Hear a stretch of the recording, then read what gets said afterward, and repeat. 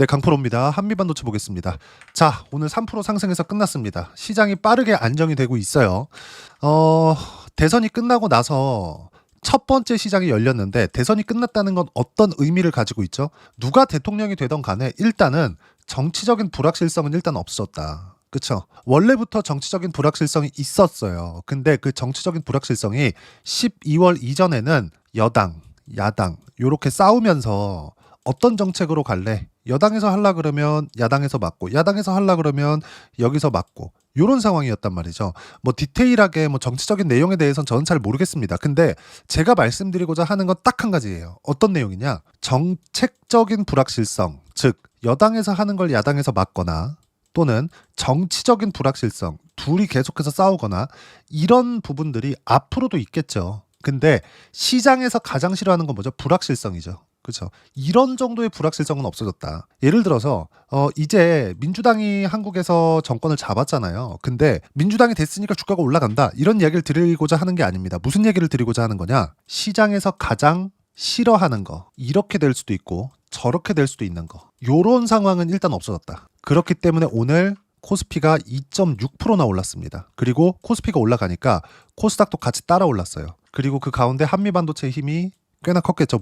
물론 시가총액 1위를 차지하고 있는 코스닥이죠. 알테오젠이 빠르게 안정되는 힘도 있었지만 전체적으로 한미반도체의 3% 정도 강세, 그리고 삼성전자, 하이닉스 안정적인 움직임이 다시 나오고 있다.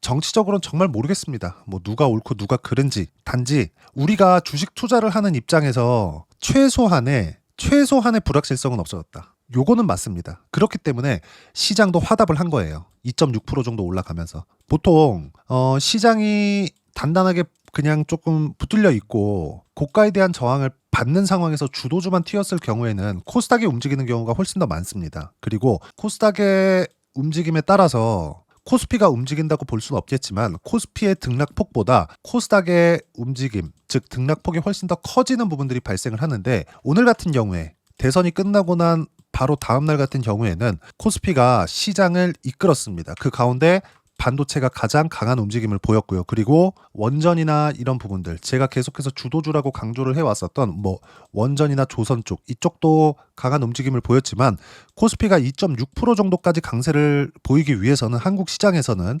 무조건 삼성전자 하이닉스의 움직임이 나와야 되고, 삼성전자 하이닉스의 움직임이 나와야지만 한미반도체의 방향성이 잡힙니다. 이미 바닥은 나왔기 때문에 한미반도체의 방향성은 이미 잡혀 있는 것은 맞습니다. 하지만 우리가 여기서 봐야 되는 부분은 뭘까요? 삼성전자와 하이닉스의 강세 구간이 만들어지지 않고서 한미반도체의 시세가 윗방향으로 계속해서 잡고 갈 수 있을까? 요건 아니라는 거죠. 이 부분에 대해서 이야기를 드리고자 함입니다.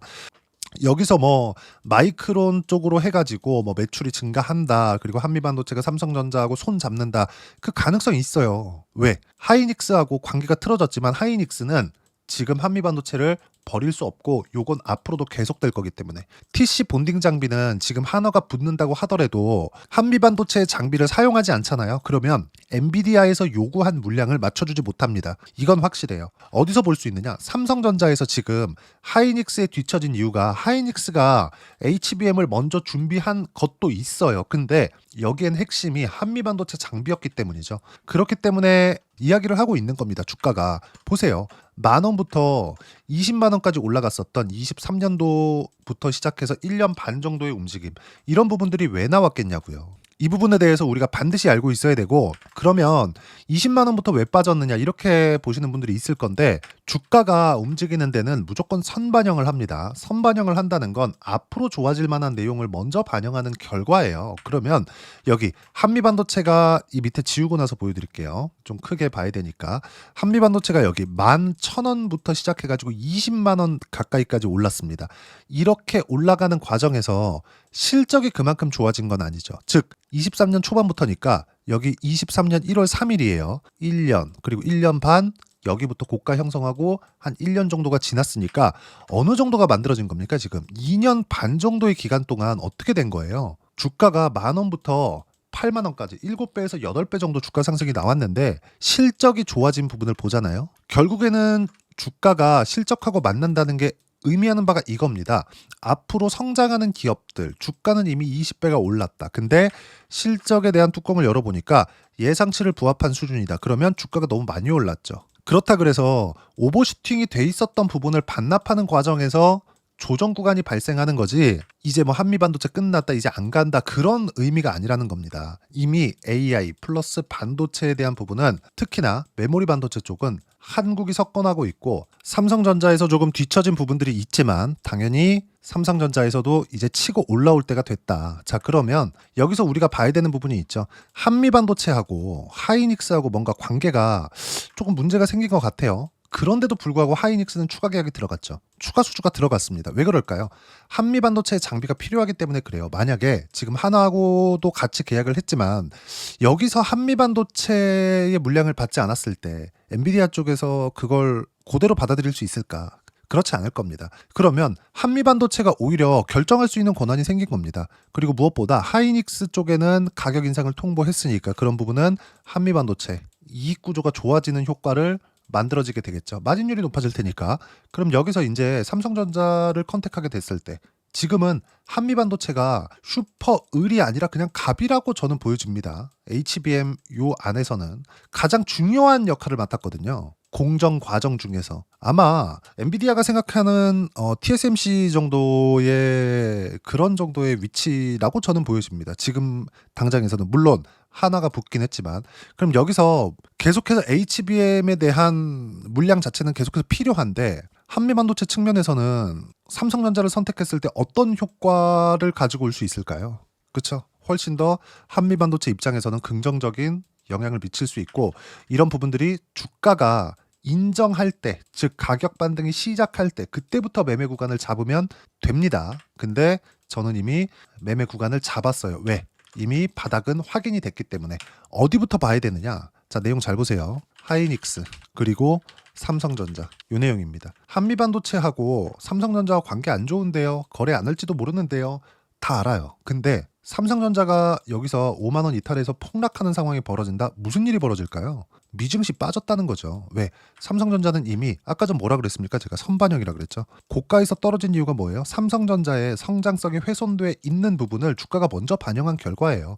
내려가 봤더니 이렇게 우려할 만큼 삼성전자의 성장성이 떨어진 것은 맞지만 돈은 또 잘 버는 겁니다. 돈은 잘 벌어요. 물론 지금은 하이닉스가 돈을 더 잘 벌긴 하지만요. 그럼 여기서 우리가 볼 수 있는 부분은 딱 한 가지밖에 없다는 이야기죠. 삼성전자는 이미 락바텀, 떨어질 수 없는 가격대까지 나왔다. 그리고 무엇보다 미증시 같은 경우에도, 미증시 보면서 이야기를 해보겠습니다. 여기 보시면 2월부터 4월 초까지 해가지고 26, 27%까지 빠졌다가 올라왔습니다. 누가 올렸어요? 트럼프가 올렸습니다. 그럼 이 내리는 건 누가 내렸나요? 트럼프가 내렸어요. 뭐 때문에? 관세 때문에. 그러면 그 이후에 주가가 반등했다는 건 트럼프가 더 이상 내릴 수 있는 형편이 안 된다는 거예요. 아까 전에 제가 잠깐 스쳐 지나갔는데 요 내용이거든요. 주가가 빠지면서 어떻게 됐나요? 2월 달부터 달러 하락, 달러 하락. 그쵸? 달러 가치가 떨어지고 있어요. 근데 달러 가치가 떨어지면 어떤 부분이 발생할 수 있죠? 물가 문제가 발생할 수 있죠. 아무리 미국이라도. 그리고 물가 문제가 발생하게 됐을 때는 어떻게 돼요? 미국에서는 금리를 못 낮추게 됩니다. 그리고 여기서 무엇보다 미국 국채 금리가 30년물 기준에서 5%까지 치솟는 결과가 나오자마자 트럼프 대통령이 바로 행동에 나섰습니다. 지금 주식을 사야 될 때다. 그러면서 미증시가 빠르게 안정 구간을 만들어 오고 있는 겁니다. 이런 것도 벌써 한 2달 정도 가까이, 이번 주가 지나면 이제 한 2달이 다 채워집니다. 그러면 한 달 반 동안 있었던 폭락 구간, 그리고 2달 가까이 진행된 반등 구간으로 인해서 시장은 빠르게 안정화 구간을 찾은 거예요. 자, 그럼 여기서 한국의 정치적인 불확실성, 어쨌든 대선이 끝났으니까 정치적인 불확실성이 없어졌고, 이걸 환율로 확인해 볼 수 있고요. 하이닉스의 상승 그리고 삼성전자의 상승으로 확인해 볼 수 있습니다. 그래야 한미반도체가 올라갈 수 있어요. 뭐 정치적으로 뭐 누가 맞다 누가 틀리다 이거 잘 모르겠습니다. 그들은 편하게 살잖아요. 국힘이든 민주당이든 1번 놈이든 2번 놈이든 간에 그들은 다 편하게 살지 않습니까? 우리만 이렇게 돈 벌려고 고생하는 거지, 맞잖아요. 그래서 항상 제가 강조드리지만 시장에서 가장 우려하는 불확실성은 이제 한동안은 끝났다. 이제 뭐 몇 년 지나고 이제 총선 지나고 뭐 또 누가 먹네 내가 먹네 뭐 하면서 또 싸우고 뭐 난리 치겠죠. 근데 어쨌든 지금 당장에는 시장을 이용해서 돈을 벌 때가 됐다. 그리고 주도주는 이미 정해졌다. 기존에 있었던 주도주, 원전 플러스 조선 플러스 바이오 플러스 방산 플러스 반도체예요. 이 안에서 매매를 해야 됩니다. 여기서 가장 강한 걸 꼽아봐라 그러면 원전입니다. 원전에 대한 부분, 그리고 한미반도체를 포함해서 전체적으로 반도체 종목군들의 움직임. 이미 미국 시장이 안정화 구간에 들어오면서 하이닉스는 바닥을 찍고 나서 이제 22만 원 목전에 두고 있고요. 고가를 탈환하는 데까지 대략 한 10% 정도만이 남아 있습니다. 여기서 미증시는 더 이상 떨어질 수 있는 환경이 아니기 때문에 계속해서 매매 타점을 잡을 때가 됐다. 한미반도체 매수할 때가 됐고요. 저는 이미 매수 구간을 잡았고요. 어떻게 매매를 해야 되는지, 그리고 시장에 대한 판단을 어떻게 봐야 되는지 그 부분을요, 여기 소통방에서 무료로 공유를 해드리도록 하겠습니다. 자, 내용 한번 보시면 제가 계속해서 말씀을 드려요. 6월 4일 수요일 같은 경우에도 알테오젠, 요건 매수하라는 건 아니었습니다. 7%까지 급등, 몽땅 보유해라. 월요일 재매수한 거. 그러면 선거 전 월요일 날 제가 매수했다는 거죠. 자, 내용 한번 확인해 볼게요. 쭉 이렇게 올려보시면 6월 2일 알테오젠 35만 5천 원까지 7%대까지 높여 잡아라. 근데 이때 얼마였어요? 34만 7천 원. 그쵸? 근데 내용 보시면 어때요? 지금 6월 4일 날 3일 날 선거였으니까 하루 쉬었죠? 37만 7천 원. 그쵸? 7%까지 급등했고 몽땅 보유한다. 월요일 재매수한 거. 매도할 때 타점 공유하겠다. 모든 매매 구간. 그쵸? 가격 확인하고 어떻게 매매를 해야 되는지 그런 부분들을 제가 소통방에서 모두 무료로 공유를 하고 있고요. 매일매일 시장에 대한 판단을 합니다. 오늘 같은 경우에는 그래요. 코스피 코스닥 급등, 코스피 2800포인트에 근접했고 대선이 끝나고 한국의 정치적 불확실성이 끝난 결과다. 하이닉스 5% 급등을 포함해 반도체가 빠르게 안정화됐다. 주도주는 시장에 의한 영향이 컸고 원전 등이 그렇지만 애초에 주도주였기 때문에 22평까지의 매물 소화를 고가에서 받을 수 있는 상황이 걸렸다. 그리고 주도주 매일 체크해서 올리니까 무조건 타점 공유할 때만 매매 필수다. 매일매일 이야기 드리고 있어요. 상황 체크해서. 그리고 장 끝나고도 오늘은 원전에 대한 매수가 좀 급했습니다. 장 끝나고 나서 장중에는 시세를 확인하는 정도에서 끝났는데 장 마감하고 나서 NXT 거래라고 하죠. 빠르게 매매를 해야 되는 부분들이 잡혔기 때문에 어떻게 됐습니까? 제가 두산 에너빌리티 애프터마켓 매수 시장가로 높여 잡아라. 내일 장중에도 매매 예정이다. 그리고 내일 장중에도 매매 예정이다. 이런 내용들을 제가 실시간으로 확인할 수 있게 소통방에서 무료로 공유를 해드리고 있으니까 와서 배우시면 되고요. 구독과 좋아요 눌러주시면 무료 입장 가능합니다. 자, 그리고 입장 링크는 여기 010-8713-1916으로 구독이라고 문자 보내주시면 소통방 입장 링크 순차적으로 공유를 해드리도록 하겠습니다. 자, 그러면 소통방에서 진행하는 내용을 똑같이 매매했을 때, 신호에 맞춰서 매매했을 때 어느 정도까지 수익 구간을 만들어낼 수 있는지 그 부분은요. 자, 제가 조회를 눌러가면서 보여드리겠습니다. 자, 보세요. 조작이 불가능하다는 내용을 보여드리는 거고, 자, 내용 보시면 그래요. 언제 매매하는지를 보셔야 됩니다. 가격 확인 이후에 모든 매매 구간, 여기 저가를 내가 맞출 수 있다, 이 몰라요. 이거 우리는 시세가 나오는 것, 즉 신고가를 확인하고 매수 구간을 잡아야 되고, 그리고 나서 다시 확인하고 매수 구간을 잡아야 됩니다. 그렇죠? 그리고 꺾이는 걸 보면 팔아야 되고, 다시 올라가면 다시 매수 구간을 잡아야 됩니다. 반드시 기억하세요. 그리고 그랬을 때 67%대 수익 구간 5월 30일입니다. 이거 그렇죠? 25년 5월 30일 67%, 그리고 5월 28일 61%. 어쨌다는 겁니까? 이거 분할 매도를 했다는 거죠. 매수할 때도 분할로 들어가는 겁니다. 가격 확인 이후에. 그리고 이 모든 내용은 소통방에서 무료로 공유를 해드리고 있습니다.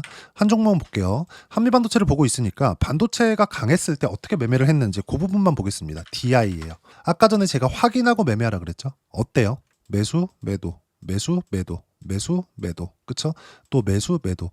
어떻습니까? 모두 신고가 구간, 구간별로. 우리는 정확하게 저가 고가를 맞출 수 없습니다. 그래서 분할로 매매 구간을 잡아야 돼요. 그랬을 때 항상 뭘 봐야 된다? 가격이 올라가는 것. 그렇죠? 반드시 기억하세요. 그리고 그 모든 내용들은 소통방에서 무료로 공유를 하고 있고요. 수익 구간은 25%, 14%, 내려보면 더 나옵니다. 26%, 22%, 18% 꾸준하게 수익 구간이 나오죠. 두 자릿수 수익 구간이. 이 모든 내용을 소통방에서 무료로 공유를 해드리고 있으니까 구독과 좋아요 눌러주시고요. 댓글 하나씩 달아주시면 무료 입장 가능하고요.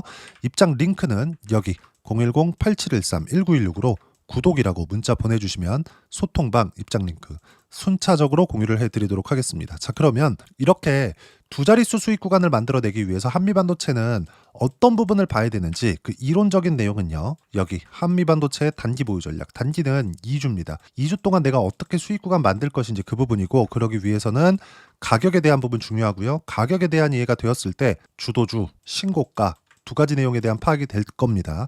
이 두 가지 내용 모두 무료로 공유를 해드리도록 할 테니까 구독과 좋아요 눌러주시고요. 여기 010-8713-1916으로 한미반도체라고 문자 보내주시면 단기 가격 전략 함께 공유해드리도록 하겠습니다.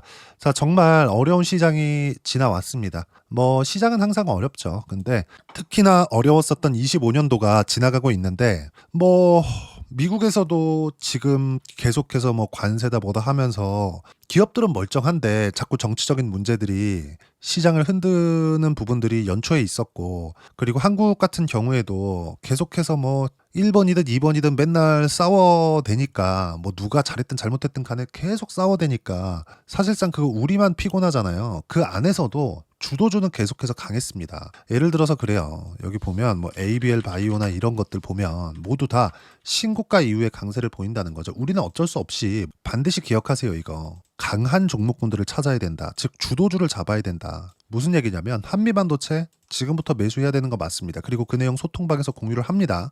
자, 그러면 한미반도체와 함께 어떤 종목군을 공략해야 되는지, 즉 주도주 안에서 어떤 종목을 잡아야 되는지 제가 딱 한 종목만 준비를 해놨으니까 영상 끝까지 시청하시고요. 모든 분들이 성공 투자하셨으면 참 좋겠습니다.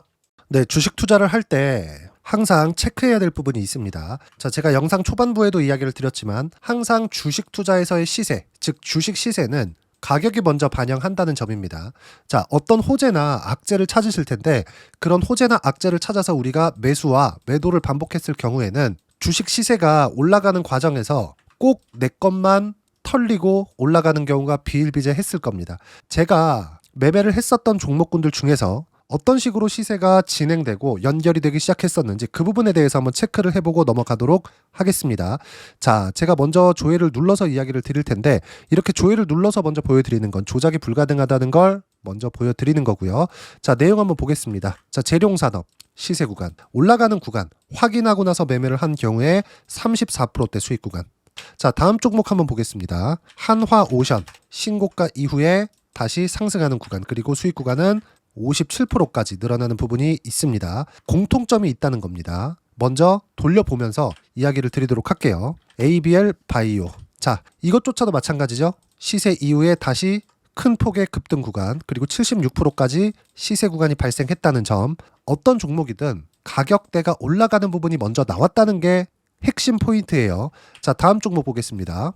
자, 자람 테크놀로지입니다. 어떻습니까? 이것조차도 마찬가지죠. 74.8%의 수익 구간을 냈는데 단 3일 걸렸습니다. 시세가 나왔었던 구간은 동일하게 신고가 이후에 발생했다는 점. 그리고 마지막으로 두산 에너빌리티.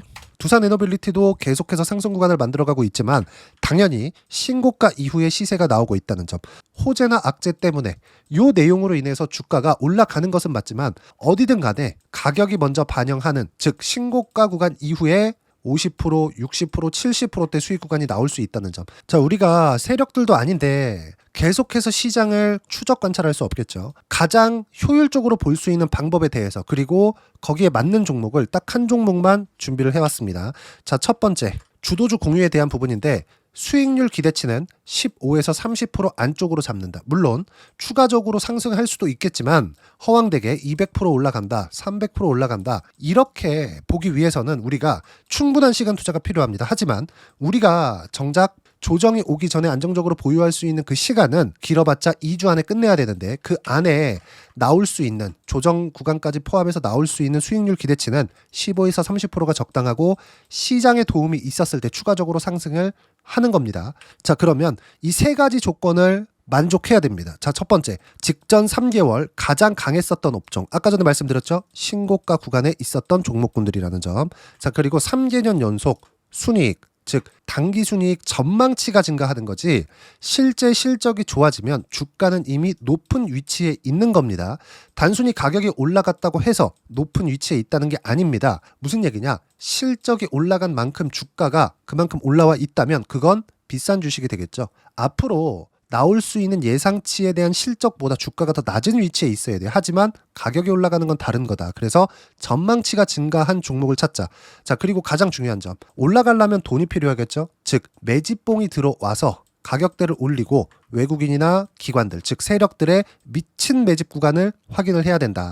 자, 그럼 어떤 종목이냐? 제가 이렇게 준비를 해왔고요. 자, 주도주 공유. 아까 전에 말씀드렸죠? 15에서 30% 2주 안에 낼 수 있는 수익률에 대한 기대치입니다. 자, 그리고 이렇게 준비해온 종목에 대한 부분은 자, 폭등 전에 꾸준하게 매집 구간이 발생했다는 점, 그리고 상승하는 구간에서도 계속해서 거래 대금이 늘어나고 있었다는 점, 그리고 직전 3개월 내 신고가 돌파 종목. 그쵸? 분명히 시장이 어떤 상황이든 간에 주가가 올라가는 상황이 나와야 되고 올라가는 과정 안에서 반드시 거래 대금은 늘어날 수밖에 없습니다. 자, 그리고 지금 현재 시세가 나오기 전 마지막 매수 기회 구간에 있습니다.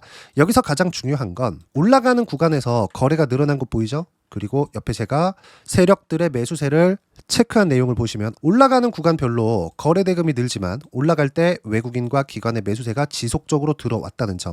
이 구간에서 제가 종목만 드릴 수도 있겠지만 어떤 식으로 타점을 잡고 매매를 해야 되는지 소통방에서 함께 진행을 하고 있고요. 소통방은 모두 무료로 진행하고 있습니다. 물론 종목만도 따로 드리겠지만 등락하는 과정에서 어떻게 타점을 잡아야 되는지 그런 부분 소통방에서 진행하고 있으니까 여기 010-8713-1916으로 주도주 라고 문자를 보내주시면 제가 강프로의 소통방도 함께 초대를 해드리면서 지금 2주 안에 15에서 30% 수익률에 기대되는 주도주를 공유해드리도록 하겠습니다. 자, 항상 어려운 주식시장이지만 제가 준비한 이 종목 받아가셔서 모든 분들이 큰 수익 내셨으면 좋겠습니다.